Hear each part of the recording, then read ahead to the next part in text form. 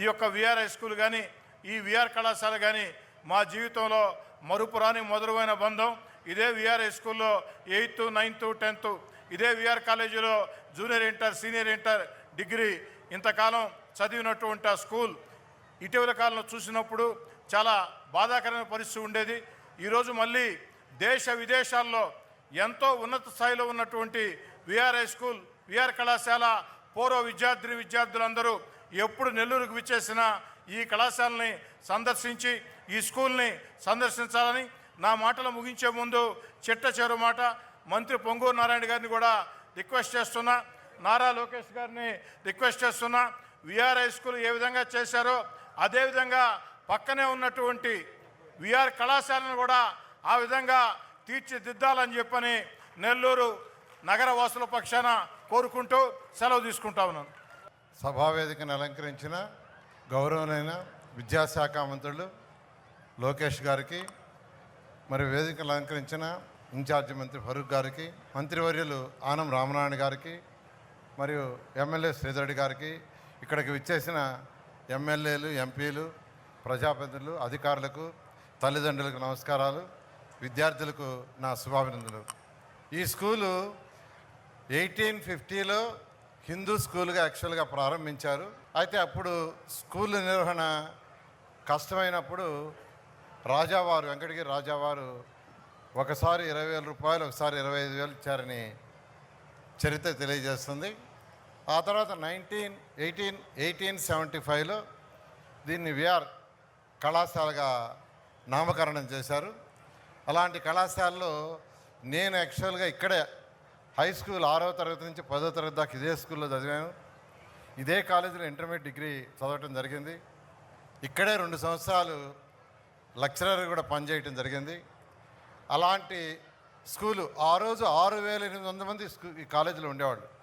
6,800 మంది నేను చదివేటప్పుడు కానీ నేను ఉద్యోగం చేసేటప్పుడు కానీ ఉండేవాళ్ళు.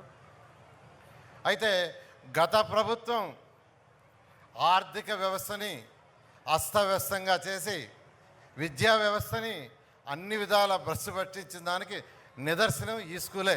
ఇది నెల్లూరు నడివడ్డులో ఉంది, ఒక పెద్ద క్యాంపస్. అలాంటి స్కూలుని గత ప్రభుత్వం మూసేసింది. ఎందుకు మూసేసిందో తెలియదు.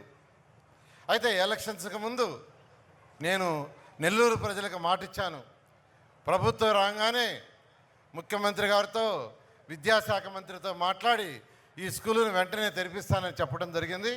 ప్రభుత్వం రాగానే వెంటనే P4 ప్రోగ్రాం, ముఖ్యమంత్రి గారు ఈరోజు P4 ప్రోగ్రాం తీసుకొచ్చారు.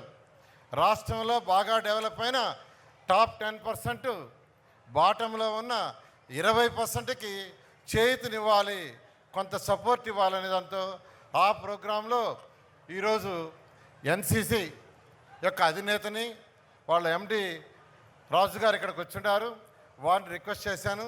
అదేవిధంగా నారాయణ గ్రూప్, మా పిల్లల్ని యాక్చువల్గా వాళ్ళకి చెప్పాను, మనం ఎంతో ఉన్నత స్థితికి పోయాం, నేను చదివిన స్కూలు దీన్ని డెవలప్ చేయమంటే మా కుమార్తె శరణి వాళ్ళు కలిసి ఈ స్కూలుని చాలా చాలా చక్కగా తీర్చిదిద్దారు.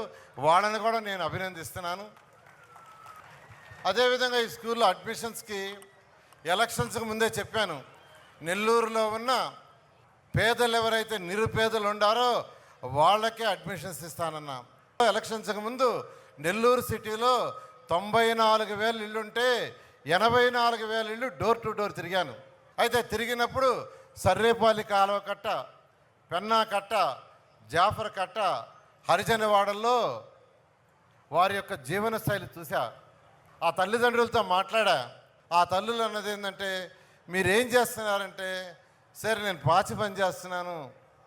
ఎక్కడ చేస్తున్నావు అంటే 2-3 ఇళ్లలో, ఒక ఇంట్లో కాదు. ఎంత వస్తుందంటే 2,000 నుంచి 3,000 వస్తుంది సార్.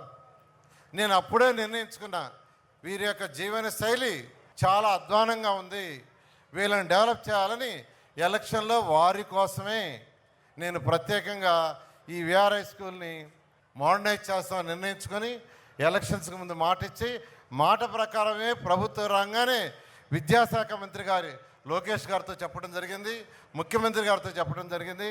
వాళ్ళు ఒక్క నిమిషం ఆలోచించకుండా వెంటనే దాని రూపురేఖలు దిద్ది ఒక మంచి స్కూల్ చేయండి అని వెంటనే దీనికి పర్మిషన్ గ్రాంట్ చేశారు లోకేష్ గారు. అందరూ గట్టిగా చప్పట్లు పెట్టాలా. అదేవిధంగా స్టాఫ్ని 43 మందిని యాక్చువల్గా వెంటనే అలాట్ చేశారు. ఈరోజు రూపుదిద్దుకున్నది ఇందులంతా పేదలు నిరుపేదలకి అడ్మిషన్ ఇచ్చాం. అయితే నెల్లూరులో మొత్తం సిటీలో 54 స్కూల్స్ ఉన్నాయి. డివిఆర్ కన్స్ట్రక్షన్ అని నెల్లూరులో పుట్టి పెరిగిన వాళ్ళు ఈరోజు హైదరాబాద్ బెంగళూరులో కాంట్రాక్ట్ చేస్తున్నారు.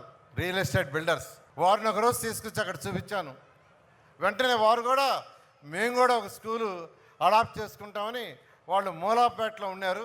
ఆ మూలాపేట గర్ల్స్ హై స్కూల్ని అడాప్ట్ చేసుకుని మొదలుపెట్టారు. ఇదే విధంగా దీనికంటే బాగా చేయాలని వాళ్ళని రిక్వెస్ట్ చేశాను.